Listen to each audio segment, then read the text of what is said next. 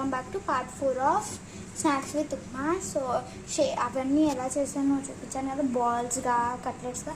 ఇప్పుడు వాటిని మనం ఫ్రై చేసుకోవాలన్నమాట. స్టవ్ ఆన్ చేసి స్టవ్ పైన ఒక ప్యాన్ పెట్టేసి ఆ ప్యాన్ని వేడెక్కనివ్వాలి. సో ఇది వేడెక్కినాక దీనిపైన ఆయిల్ పోసి టిక్కీస్ని ఫ్రై చేసుకోవాలి. సో ప్యాన్ అయితే హీట్ ఎక్కింది. ఇప్పుడు అందులోకి ఫ్రై చేసుకోనికి సరిపడా నూనె ఇలా ప్యాన్ మీద మొత్తం పోయాలన్నమాట. సో చూసారు కదా. సో ఇలా ఆయిల్ వేసుకున్నాక అందులోకి ఒక్కొక్కటిగా ఇవి టిక్కీస్ వేసేసుకోవాలన్నమాట.